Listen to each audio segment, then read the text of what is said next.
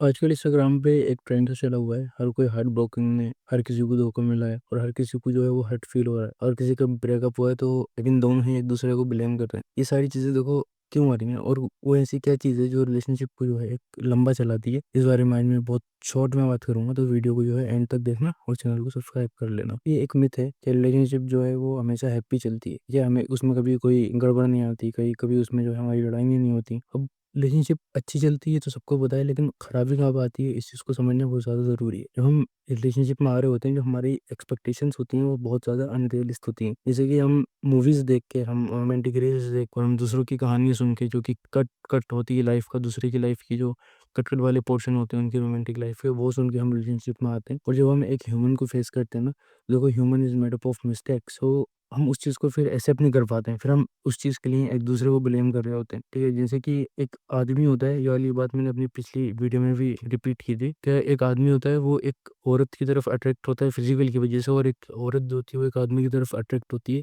Emotions की वजह से। सपोज करो एक आदमी जो है वो एक औरत की तरफ अट्रैक्ट हुआ था, 80% फिजिकल अट्रैक्शन एंड 20% इमोशंस। तो जब वो उस चीज़ में आएंगे अपने रिलेशनशिप में, तो हो सकता है उसकी वो नीड्स फुलफिल ना हो पा रही हो, तो फिर उसको हर्ट फील होता है, फिर उसको ब्लेम डालता है सामने वाली पे कि देखो ये जो है हमारा नहीं चल पा रहा, तो लेट्स डू ब्रेकअप। और सेम लड़की के साथ होता है, वो उसको जो है कोई भी एक अपने जो जो उसका कैरेक्टर होता है जिसको वो इमेजिन कर रही होती है, किसी से भी वो उसको कंपेयर कर लेती है, और फिर उसके बाद में उसको ब्लेम करती है जब उसकी वो नीड्स और वो वाली जो इमेजिनेशन थी वो फुलफिल नहीं हो पाती है। ये चीज़ होती है जो रिलेशनशिप को लंबा नहीं चलाती है। अब बैक टू द टॉपिक कि फिर वो कौन सी चीज़ है रिलेशनशिप लंबा चलाती है। दिस इज रियलिस्टिक एक्सपेक्टेशंस और पेशेंस। ये रियलिस्टिक एक्सपेक्टेशंस हम दूसरों को ऐसा रखनी होती है एक दूसरे से जैसे कि हम खुद है, जैसे कि हम खुद ह्यूमन है, हमारे अंदर बर्दाश्त होनी चाहिए। हम दूसरों को अपने हिसाब से कभी नहीं चला सकते। अगर कोई लड़का है तो वो is in the remote control car, ठीक है, और same for a girl is in the remote control door, जो आपके इशारे पे चलेगी। और फिर वहाँ पे आपको हर्ट फील होता है कि अगर कोई चीज़ मेरी है तो फिर वो मेरे हिसाब से क्यों नहीं चल रही। अब देखो सपोज करो आप जो है ना वो ह्यूमंस को एक कोई सी भी चीज़ की तरह आप ह्यूमन को जो है वो सोचते हो जो कि आपका हो चुका है। अब मैं इसको सही से समझाता हूँ। सपोज करो तुम्हारे पास मोबाइल है, ठीक है, अब वो तुम्हारे हिसाब से नहीं चल रहा, ठीक है, तुम्हें बुरा लगेगा, तोड़ दोगे उसको दीवार में मार के।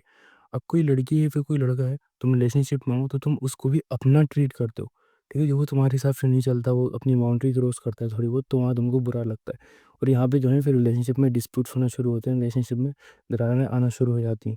इस चीज़ को आप संभाल सकते हो पेशेंस के साथ और रियलिस्टिक सोच के साथ कि देखो सामने वाला भी ह्यूमन है। और एक चीज़ को दिमाग में रखते हैं कि humans are made up of errors, ठीक है। हम एरर्स करते हैं, उसके बाद हम उसको रिपीट ना करते हैं एरर्स को, उसमें इम्प्रूवमेंट करते हैं। ऐसी ही चीज़ें जो हैं वो इम्प्रूव होती हैं। मैं यहाँ पे कोई पॉइंट पॉइंट करके या फिर उतना ट्रांजिशन करके या फिर कोई भी बुक वगैरह एग्जाम्पल लेके नहीं समझाने वाला था। ये छोटी सी बात है जो कि आजकल मैंने इंस्टाग्राम पे बहुत ज़्यादा नोट की है कि हर कोई हर्ट फील कर रहा है बेफालतू में, अपने आपको जॉन एलिया से कंपेयर कर रहे हैं और सेड शायरी लगा रहे हैं और अपने आपको ब्रोकन पता नहीं क्या क्या लिख रहे हैं। ऐसा लगता है जैसे पूरी जनरेशन जो है इस पे हवा चली हुई है कोई सैड होने की। ये मुझे समझ में नहीं आता और ये चीज़ें होनी भी नहीं चाहिए। अगर आप एक रिलेशनशिप में हो रियलिस्टिक सोचो, रियलिस्टिक रहो, और अपना सेल्फ सेल्फ अवेयरनेस का देखो, दूसरे के साथ ग्रो होने का देखो। और तीसरी और चौथी या फिर दूसरी सबसे इंपॉर्टेंट चीज़ ये है कि अगर एक बंदे के साथ हो या फिर किसी के भी साथ हो तो उसको दूसरे से कंपेयर मत करो। और वो जब आपने उसको अपने पास लाए होगे, ठीक है, जब वो आपसे मिला होगा, तो आपने कुछ ना कुछ सोच के उसको एक्सेप्ट किया होगा। कोई चीज़ें दोबारा से सोचो। We are humans, we should act as a human, ठीक है। हमें कुत्ते बिल्लियों की तरह एक्ट नहीं करना कि हम आज इससे लग गए, कल उससे लग गए, फिर उससे चिपक गए, फिर उससे चिपक गए। ह्यूमंस की कुछ बाउंड्रीज होती हैं, हमें उसके अंदर रहना होता है। इसको मैं पार्ट 2 भी बना सकता हूँ, तो तुम लोग कमेंट्स कर सकते हो।